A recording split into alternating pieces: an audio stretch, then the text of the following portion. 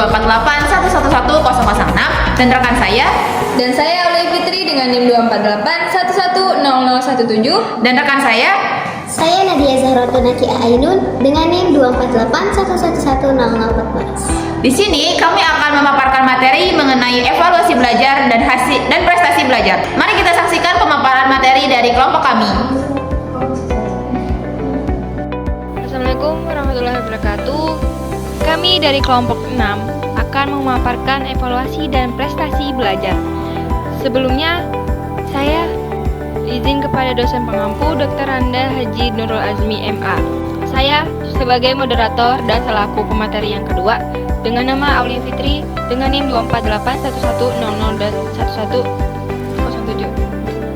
dan teman dan pemateri yang pertama pemateri yang luar biasa yang pertama itu ada teman saya Dewi Andini dengan NIM 248111006 dan pemateri hebat kita satu lagi ada Nadia Zahrotunaki Ainun dengan NIM 248111014. Oke, untuk agar tidak memperpanjang waktu, kita langsung saja ya ke pemateri yang hebat kita yang pertama, yaitu Dewi Andini. Waktu dan tempat saya persilakan. Baik, terima kasih kepada moderator. Jadi teman-teman, di sini kita akan mempelajari mengenai 3 subbab. Yang pertama itu ada evaluasi hasil belajar. Yang ketiga itu ragam, jenis dan syarat alat evaluasi sebagai ranah psikologi. Dan yang ketiga itu prestasi belajar. Nah, sebelum kita mulai, saya ingin bertanya, siapa sih di sini yang pernah ngerasa bahwa nilai ujiannya itu tidak mencerminkan usaha belajar kalian? Nah, hari ini kita akan membahas bagaimana cara mengevaluasi hasil belajar dengan tepat agar usaha kita benar-benar terlihat.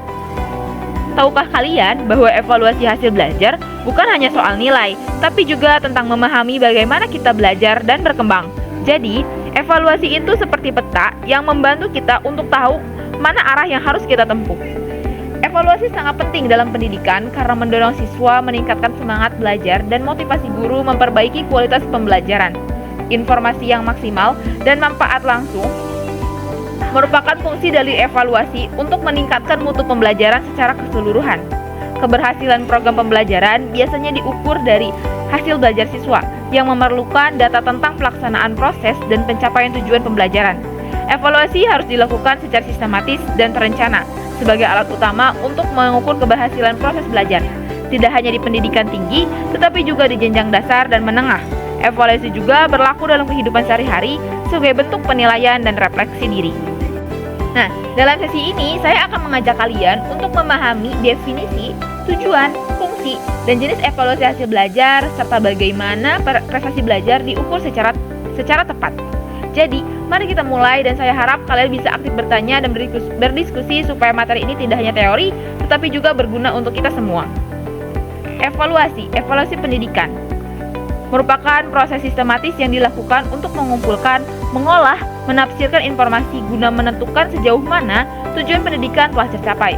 Secara harfiah, evaluasi berasal dari kata evaluation dalam bahasa Inggris dan al-takdir dalam bahasa Arab yang berarti penilaian atau pengukuran nilai dalam konteks pendidikan. Evaluasi tidak hanya berfungsi sebagai alat pengukur hasil belajar peserta. Evaluasi tidak hanya berfungsi sebagai alat pengukuran hasil belajar peserta didik, tetapi juga sebagai sarana pengendalian, penjaminan, dan penetapan mutu pendidikan pada berbagai jenjang dan jenis pendidikan. Menurut Undang-Undang Nomor 20 Tahun 2003 tentang Sistem Pendidikan Nasional, evaluasi hasil belajar dilakukan oleh pendidik untuk memantau proses, kemajuan, dan perbaikan hasil belajar secara berkesinambungan. Evaluasi pendidikan mencakup berbagai aspek mulai dari evaluasi program pengajaran, proses pelaksanaan pembelajaran, hingga hasil belajar siswa. Proses evaluasi ini melibatkan pengumpulan data yang akurat dan relevan, sehingga dapat digunakan sebagai dasar pengambilan keputusan, perbaikan metode pengajaran, dan peningkatan mutu pendidikan secara keseluruhan. Selain itu, evaluasi juga berfungsi untuk memberikan umpan balik kepada guru, siswa, dan lembaga pendidikan mengenai efektivitas pembelajaran dan pencapaian tujuan pendidikan.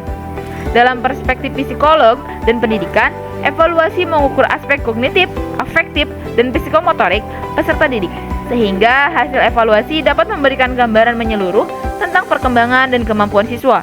Evaluasi juga memiliki berbagai jenis, seperti evaluasi diagnostik untuk mengetahui kelemahan siswa, evaluasi formatif untuk memperbaiki proses pembelajaran, dan evaluasi sumatif untuk menentukan hasil akhir belajar.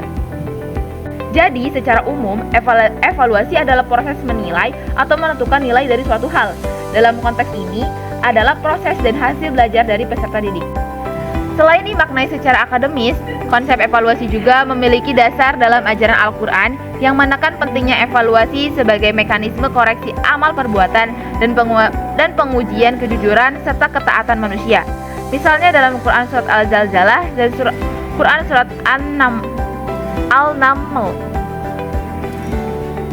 yang artinya dalam surat Al-Zalzalah ayat 3-4 yang artinya barang siapa yang mengerjakan kebaikan seberat zarah pun niscaya dia akan melihat balasannya, dan barang siapa mengerjakan kejahatan sebesar zarah pun niscaya dia akan melihat balasannya pula.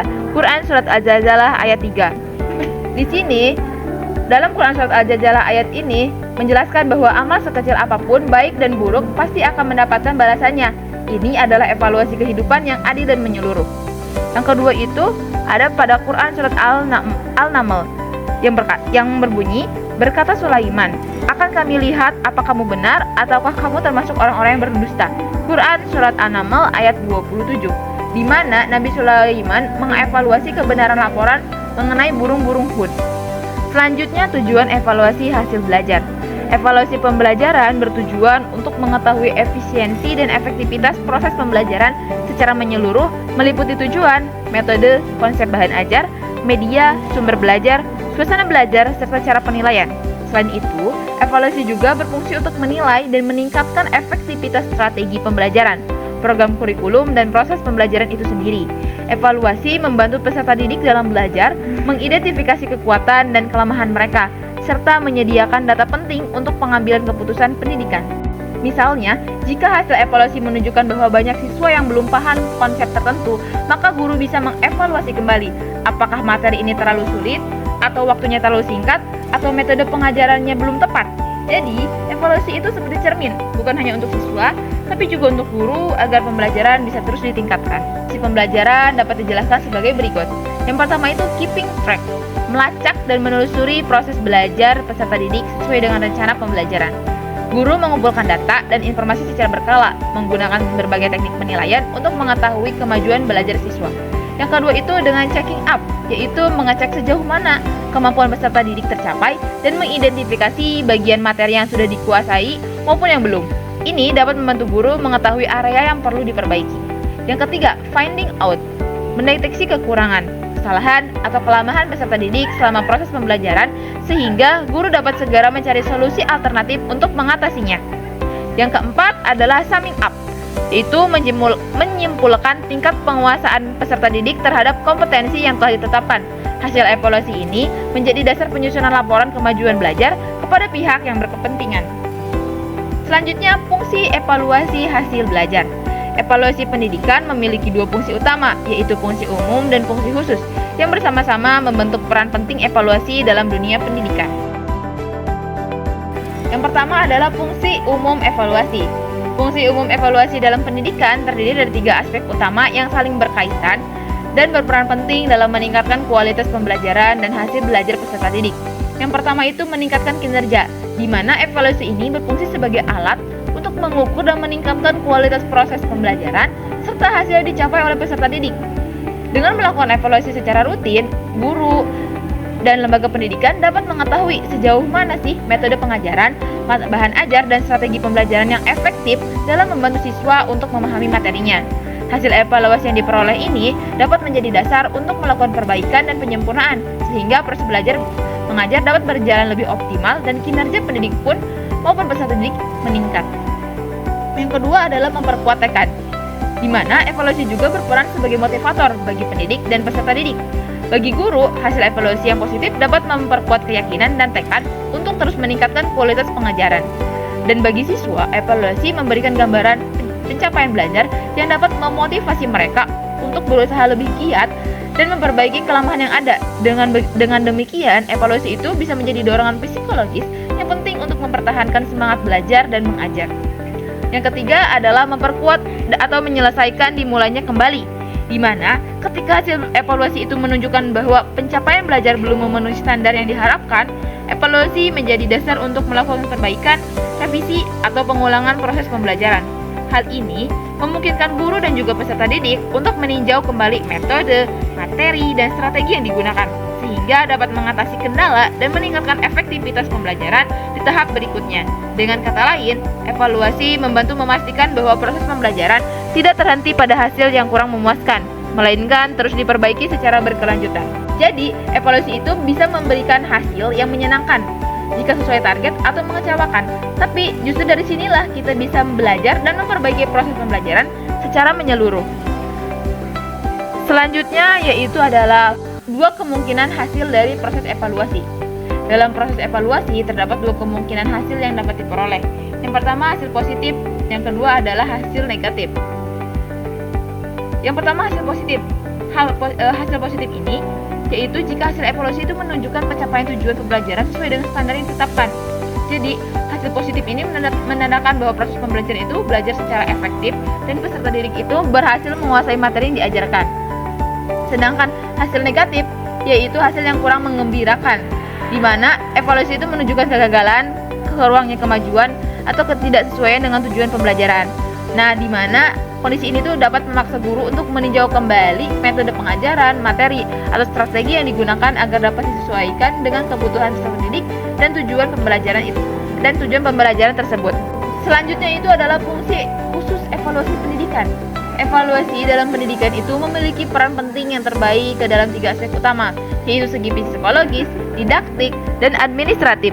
Masing-masing aspek ini memiliki fungsi khusus yang mendukung keberhasilan proses pembelajaran dan pengelolaan pendidikan.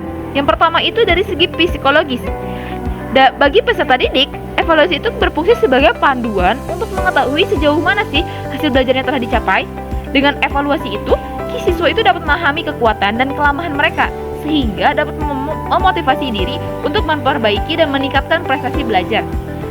Yang kedua, itu bagi pendidik. Evaluasi itu membantu guru meningkatkan kemampuan diri dalam menyampaikan materi pembelajaran.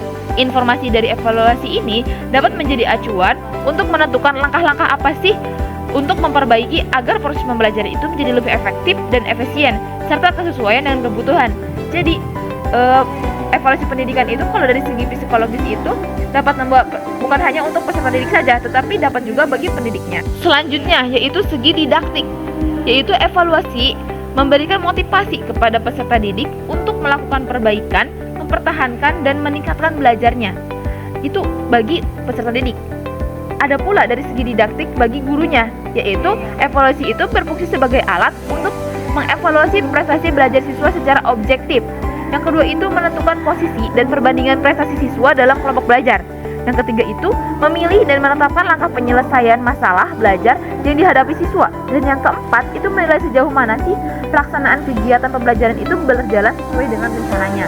Selain itu, hasil evaluasi itu menjadi bahan penting untuk pelaporan dan dokumentasi kegiatan pembelajaran yang dapat digunakan sebagai referensi dalam pengembangan proses belajar mengajar. Nah, yang ketiga itu adalah segi administratif, di mana itu evaluasi itu menyediakan data dan informasi yang diperlukan untuk merumuskan kebijakan pendidikan yang lebih baik dan tepat sasaran. Melalui evaluasi ini, kualitas sistem pendidikan secara keseluruhan itu dapat dinilai sehingga memungkinkan peningkatan efisiensi dan efektivitas pengelolaan pendidikan. Lalu, evaluasi juga dapat mendukung pengembangan pribadi siswa, meningkatkan kualitas pengajaran, serta pengelolaan lembaga pendidikan yang lebih profesional. Jadi, teman-teman, dari penjelasan kita tadi itu kita tahu bahwa evaluasi hasil belajar itu bukan sekedar menilai angka, tapi adalah proses penting untuk memahami, memperbaiki, dan juga menyempurnakan pembelajaran. Evaluasi juga dapat membantu siswa berkembang, guru berkembang, dan sistem pendidikan menjadi lebih berkualitas. Oke, baiklah, selanjutnya saya akan menjelaskan tentang ragam dan jenis alat evaluasi. Seperti dalam Al-Quran yang dijelaskan pada surah Al-Ankabut ayat 2 dan 3 yang berbunyi, Bismillahirrahmanirrahim, ahasiban nasu ayyutraku ayyakulu amanna wa hum la yuftanun. Walaqad fatanna alladziina min qablihim falya'lamanna Allahu alladziina shadaqu wa la ya'lamannal kadhibin. Yang artinya, apakah manusia itu mengira bahwa mereka dibiarkan saja? Kami telah beriman, sedangkan mereka tidak diuji lagi. Dan sungguhnya kami telah menguji orang-orang yang sebelum mereka. Maka sungguhnya Allah mengetahui orang-orang yang benar, dan sesungguhnya Dia mengetahui orang-orang yang dusta. Surah Al-Ankabut ayat 2 dan 3 menjelaskan tentang adanya ujian atau evaluasi bagi hamba-hamba Allah yang beriman. Nah, ragam alat jenis evaluasi merujuk kepada berbagai instrumen yang digunakan untuk menilai hasil belajar atau pencapaian tujuan pendidikan. Nah, pertama ada ragam evaluasi.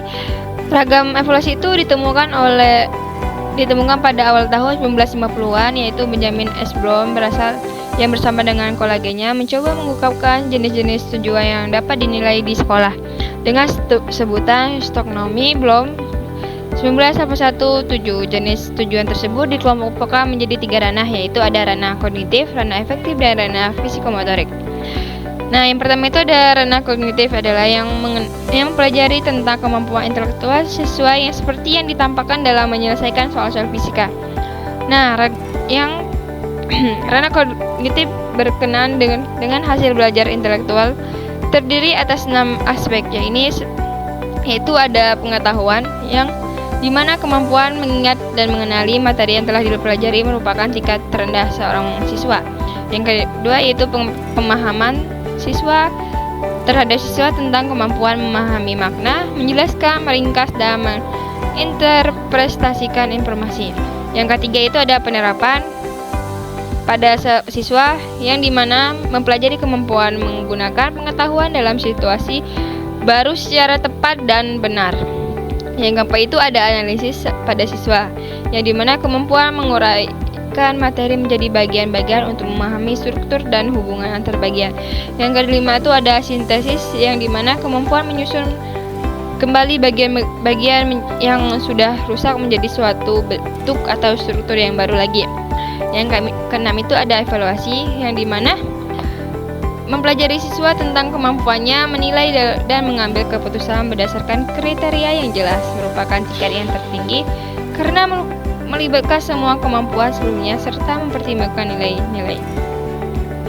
Nah, yang kedua itu ada ranah efektif. Ranah efektif ini yang ditemui oleh Carroll, Bloom, dan kawan-kawannya telah menyusun taksonomi ranah efektif yang dimana terbagi menjadi 5 jenjang seperti berikut. Yang pertama itu ada 1 penerimaan, yang dimana mempelajari kepekaan, kesediaan untuk memperhatikan atau menerima rangsangan. Contohnya mendengarkan, menyadari, mengamati, peka, dan toleran. Yang kedua itu ada partisipasi, yaitu respon, yang dimana memberikan tanggapan, terlibat atau berpartisipasi dalam kegiatan. Contohnya yaitu menjawab, menanggapi, mengikuti, menyukai, melaporkan, dan memilih. Yang ketiga itu ada penilaian sikap siswa, yang dimana menunjukkan komitmen atau penghargaan terhadap nilai, rela berperan serta. Contohnya yaitu dengan mendukung, mengambil bagian, mengabdikan diri. Yang keempat itu ada organisasi, yang dimana siswa itu mengkonseptualisasi nilai-nilai dan mengatur hubungan antar nilai.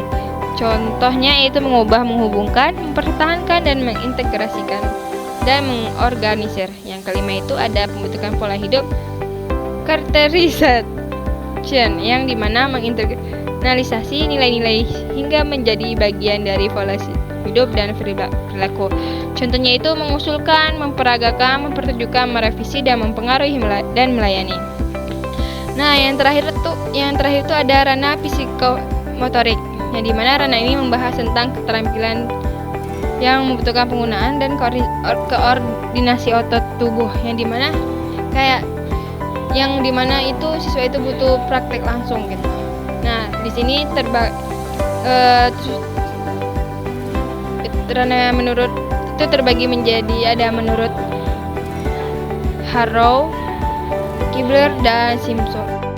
Yang ketiga itu ada ranah psikomotorik, yang dimana ranah ini membahas keterampilan yang membutuhkan penggunaan dan koordinasi otot tubuh, yang dimana siswa itu butuh praktek langsung gitu, terjun ke lapangannya langsung. Nah, psikomotor itu ada terbagi menjadi beberapa pendapat, yaitu antara lain pertama ada menurut Anita J. Harrow, yaitu Salah satunya itu ada gerakan refleks, yaitu gerakan naluri otomatis. Contohnya itu menarik tangan dari panas. Yang kedua itu ada gerak dasar, yaitu pola gerak sederhana berjalan dan meloncat. Yang ketiga itu ada kemampuan menghayati. Yang keempat itu ada kemampuan jismani. Yang kelima itu ada gerakan keterampilan. Dan yang keenam itu ada komunikasi gerak. Nah, menurut Robert J. Kibler dan kawan-kawan itu terbagi menjadi 4, yaitu ada gerakan kasar, koordinasi halus, bahasa isyarat, dan proyeksi suara. Nah, dan menurut G. Simpson itu ada 7 pendapat. Yang pertama ada persepsi, yang dimana itu membedakan rangsangan fisik. Kedua itu ada kesiapan, terus ada gerakan terbimbing dan gerakan terbiasa, gerakan kompleks dan penyelesaian gerak. Dan yang terakhir itu ada kreativitas, yang dimana siswa itu menciptakan pola gerakan baru. Nah, selanjutnya itu ada alat evaluasi. Nah, alat evaluasi itu dikategorikan menjadi 2 jenis utama, yaitu ada tes dan non-tes. Tes ini digunakan untuk mengukur pengetahuan, keterampilan, dan kemampuan, sementara non-tes itu digunakan untuk menilai aspek sikap, minat, dan motivasi. Nah, ragam alat jenis evaluasi ini merujuk pada berbagai instrumen yang digunakan untuk menilai hasil belajar atau pencapaian tujuan pendidikan. Nah, syarat-syarat evaluasi itu ada validitas. Nah, validitas itu disamakan artinya dengan ketepatan atau kesahihan atau benar. Soal valid, yaitu syarat evaluasi itu harus benar gitu, harus valid, nggak ada bohongnya gitu. Yang dimana itu valid, yang sebuah tes itu dikata valid apabila tes tersebut mengukur apa yang hendak diukur secara tepat, misalnya untuk mengukur besarnya partisipasi siswa dalam proses pembelajaran.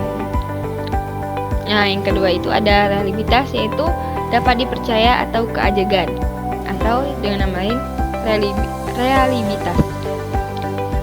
Nah, jika diteskan berkali-kali, dengan perkataan lain, apabila pada percobaan siswa diberikan pertanyaan yang sama tapi di lain waktu dan dia bisa menjawabnya dengan pertanyaan yang sama, maka siswa itu memperoleh peringkat yang sama dalam kelompoknya. Nah, yang ketiga itu ada objektivitas. Nah, kata objektivitas berarti tidak terpengaruh oleh unsur pribadi atau unsur subjektif dari penilaian atau dari unsur bentuk tes. Tes yang terbentuk uraian akan memberi banyak kemungkinan kepada pihak penilai akan dalam memberikan penilaian menurut caranya sendiri. Oleh karena itu, pada saat kini terdapat kecenderungan penggunaan teks objektif dalam berbagai bidang dan disediakan oleh pedoman sistem scoring yang jelas dan rinci. Nah, selanjutnya yang keempat itu ada yang kelima itu ada ekonomis. Nah, tes harus ekonomis, artinya bahwa pelaksanaan tes tersebut tidak membutuhkan biaya yang mahal, tenaga yang banyak, dan waktu yang lama. Nah, keenam itu ada standar. Secara teori sebenarnya semua hal dalam tes ini perlu distandarisasikan. Namun secara praktis biasanya dipilih hal-hal tertentu yang dianggap penting seperti materi tes, penyelenggaraan tes, scoring, dan interpretasi hasil testingnya. Standarisasi suatu tes bertujuan supaya setiap tes yang dites pada siswa dengan tes tersebut memperoleh perlakuan yang benar-benar sama. Yang kedua itu tes harus diskriminatif. Maksudnya itu mengungkap gejala tertentu dan menunjukkan perbedaan-perbedaan gejala tersebut antar individu. Jadi tes yang diskriminatif akan mampu menunjukkan perbedaan-perbedaan yang kecil mengenai sifat atau faktor tertentu pada individu-individu yang berbeda. Nah, yang terakhir itu ada komprehensif. Tes harus komprehensif, artinya dapat sekaligus mengungkapkan atau menyelidiki banyak aspek terutama dalam tes prestasi belajar. Hal ini penting sekali untuk mendapat perhatian bagi guru sebagai penyusun tes. Tujuannya adalah supaya dengan tes ini mampu mengungkapkan pengetahuan tes mengenai segala hal yang harus dipelajari. Jadi hal ini untuk mencegah dorongan untuk berspekulasi. Selanjutnya ke bagian prestasi belajar. Sebelum ke prestasi belajar, kita mengetahui dulu apa itu prestasi. Prestasi secara etimologi berasal dari bahasa Belanda yang dari kata prestatie yang berarti hasil usaha. Secara terminologi, prestasi adalah hasil yang dicapai setelah melakukan usaha dengan sebaik-baiknya. Dalam konteks pendidikan, prestasi belajar merupakan indikator penting yang mencerminkan keberhasilan seseorang dalam aspek pengetahuan dan keterampilan. Prestasi ini juga berbeda loh dengan hasil belajar, karena hasil belajar juga mencakup pembentukan karakter. Tetapi prestasi juga berkaitan dengan kemampuan spesifik seperti membaca dan berhitung. Selanjutnya, kita ke pengertian belajar. Belajar adalah proses penting dalam kehidupan yang menghasilkan perubahan perilaku sebagai hasil dari pengalaman dan interaksi dengan lingkungan. Secara luas, belajar mencakup perkembangan pribadi secara utuh dan secara sempit terbatas pada penguasaan pengetahuan. Menurut Uno, belajar adalah proses perubahan perilaku melalui pengalaman setelah mempelajari objek tertentu, bukan hanya mengingat, tapi mengalami. Adapun beberapa faktor yang mempengaruhi belajar, yaitu yang pertama ada faktor personal seperti harapan dan inteligensi. Yang kedua, ada faktor perilaku seperti motivasi dan tindakan. Dan yang ketiga, faktor lingkungan seperti guru, umpan balik, dan sumber belajar. Jenis belajar mencakup belajar kognitif, afektif, dan psikomotorik. Dan teori-teori belajar antara lain seperti behavioristik, kognitif, konstruktivistik. Hambatan belajar juga bisa belajar dari individu, lingkungan, maupun metode belajar yang tidak sesuai. Selanjutnya, kita ke pengertian prestasi belajar. Prestasi belajar merupakan hasil akhir yang dicapai siswa setelah melalui proses belajar tertentu. Prestasi ini mencerminkan tingkat keberhasilan peserta didik dalam menguasai materi pelajar, baik dalam aspek pengetahuan, sikap, maupun keterampilan. Adapun hasil belajar yang terbagi kepada 4 jenis. Yang pertama ada pengetahuan berisi fakta, prosedur, dan konsep. Yang kedua kemampuan berpikir. Yang ketiga kebiasaan, keterampilan, serta sikap. Keberhasilan siswa dalam meraih prestasi belajar sangat dipengaruhi oleh beberapa faktor, seperti kemampuan intelektual, motivasi belajar, metode pembelajaran guru, dukungan keluarga, serta lingkungan belajar yang mendukung. Meskipun banyak faktor yang menunjang, prestasi belajar juga dapat terhambat oleh berbagai kendala. Hambatan tersebut antara lain adalah rendahnya motivasi, kurangnya minat, suasana belajar yang tidak mendukung, fasilitas yang terbatas, serta metode belajar yang tidak sesuai dengan gaya belajar siswa. Untuk menilai prestasi belajar, digunakan berbagai bentuk evaluasi seperti ulangan harian, tes formatif, tes sumatif, hingga ujian akhir nasional, sehingga didapatkanlah prestasi belajar. Adapun dalil-dalil yang berkaitan dengan prestasi belajar, yaitu pada Quran surah Al-Mujadilah ayat 11 yang berbunyi, Ya ayyuhalladzina amanu idza qilakum tafassahu fil majalisi fafsahu yafsahillahu lakum wa idza qila anshuzu fanshuzu yarfa'illahu alladzina amanu minkum walladzina utul ilma darajat wallahu bima ta'malun. Dan adapun hadis yang berkaitan dengan prestasi belajar, yaitu waman salaka tariqan yaltamisu fihi ilman sahhalallahu lahu bihi tariqan ilal jannah. Adapun indikator prestasi belajar, menurut Tohirin 2015, indikator prestasi belajar merupakan ukuran atau tanda dapat digunakan untuk mengetahui sejauh mana keberhasilan siswa dalam proses pembelajaran.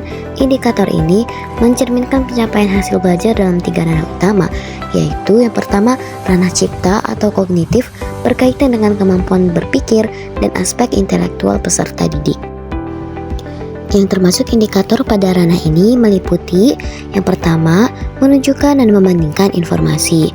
Yang kedua, menghubungkan konsep dan menyebutkan fakta. 2. Ranah rasa atau afektif, menunjukkan sikap, nilai, dan karakter peserta didik yang berkembang selama proses belajar. Indikatornya mencakup Yang pertama, menerima atau menolak nilai tertentu atau sikap responsif. Yang kedua, melambangkan nilai ke dalam kepribadian.